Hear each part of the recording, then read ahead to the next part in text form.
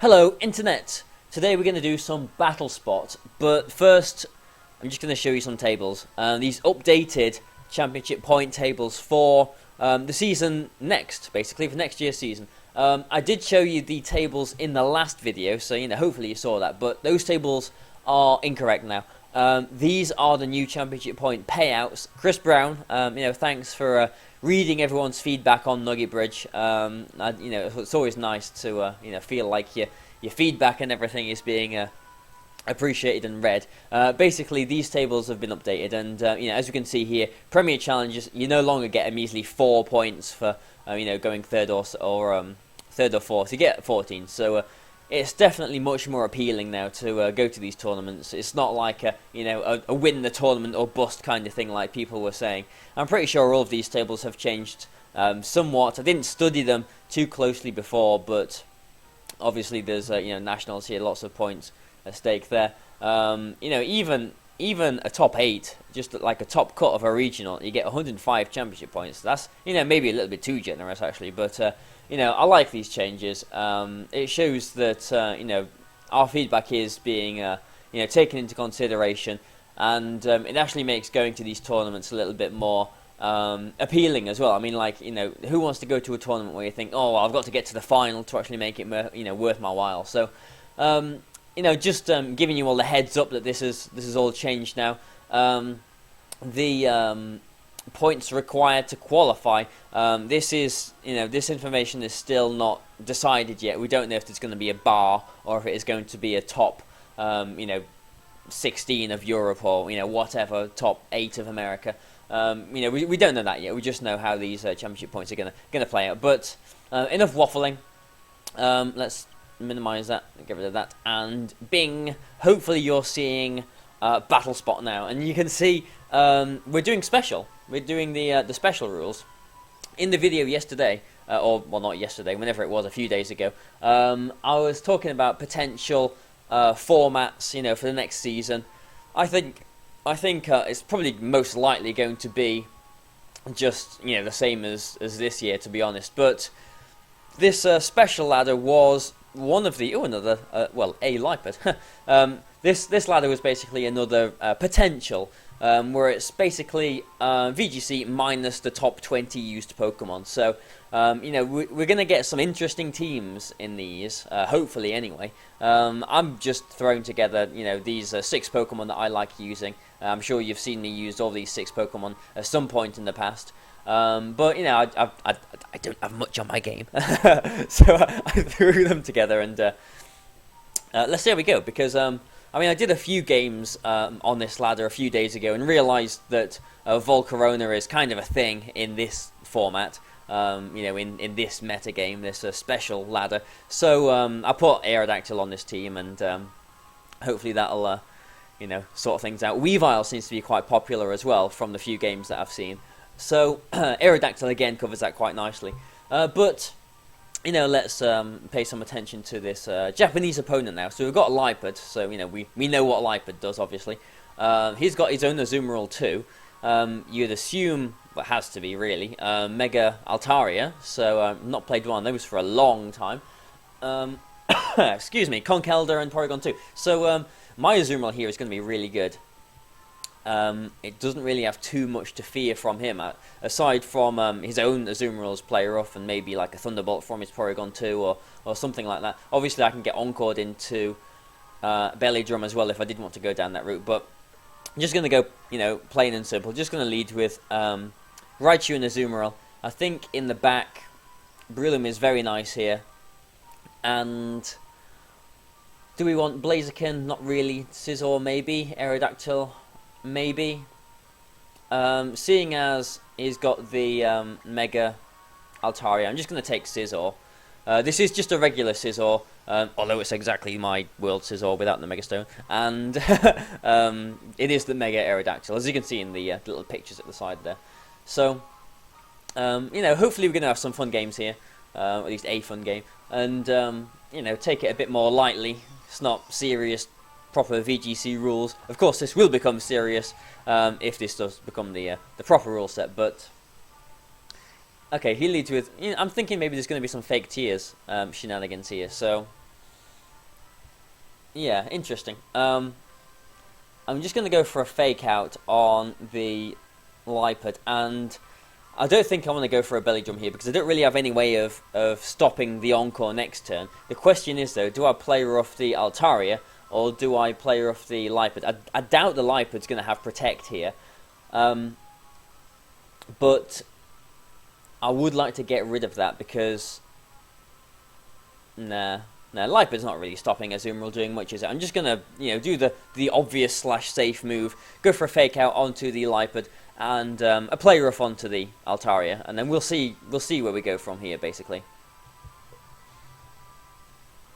Yeah, I've not played a Mega Altaria for a long time. It's been a while since I've done some actual games on my channel as well. It's just all been waffling on about, ooh, Worlds is coming, and ooh, Worlds has happened, and all the rest of it. so no switching. Does he realise that his Lipard is slower than Raichu? Well, he's leaving it in. Got my fake out off. Is he? Okay, well, he's hyper voicing, but I would kind of expect this play rough to knock out the Altaria. Which it does, yeah, okay. So we are, up a Pokemon on turn 1. Obviously, he does threaten the Encore next turn. So I may want to switch the Raichu out. Keeping this Azumarill safe here is #1 priority, though, because, as we saw in the team preview, it just ran through his team. Yeah, and this is one of the potential problems here, because he can Encore my Raichu and go for a Belly Drum with his Azumarill. So I kind of do want to switch my Brillium out. The question is, he could just go for a Aqua Jet on the Raichu, I suppose, as well.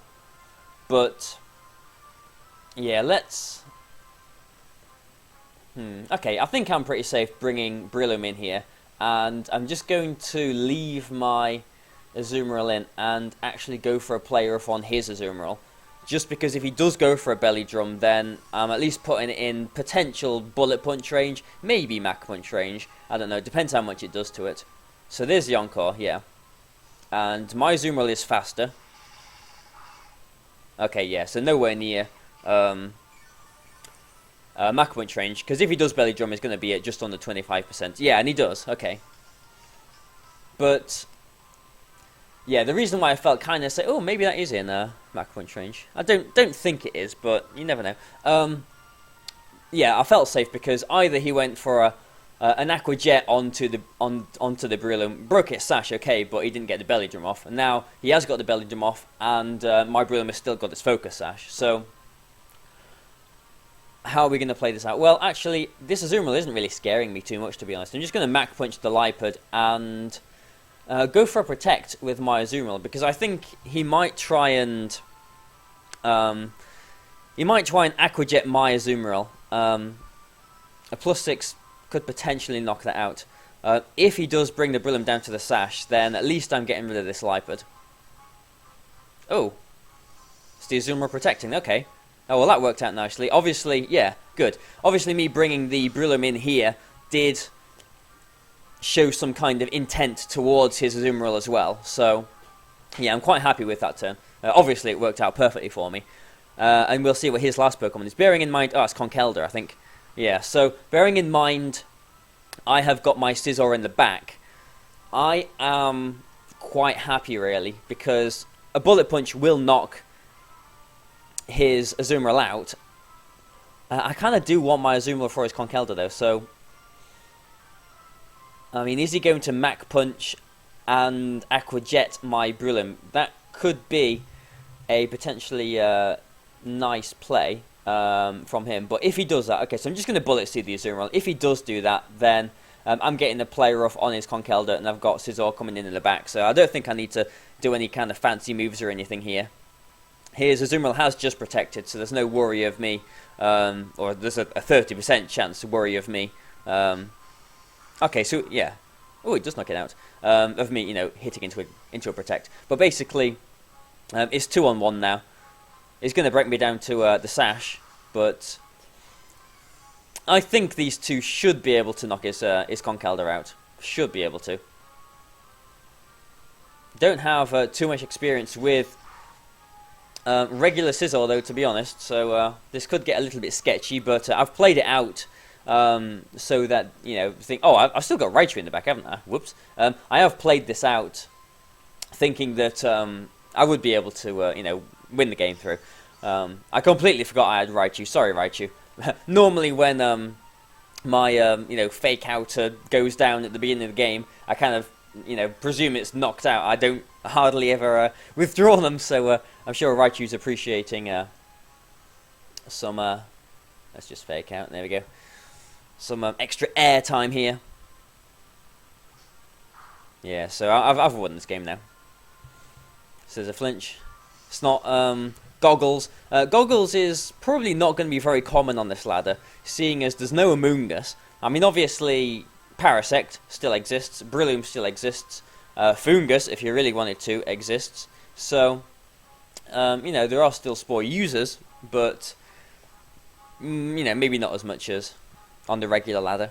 But just need to break this Conkeldurr down, and, well, that Thunderbolt did a lot of damage. Obviously not an Assault Vest Conkeldurr, else that would have done nothing. But are we going to win it on this game, on this turn? We are, okay. So, excellent.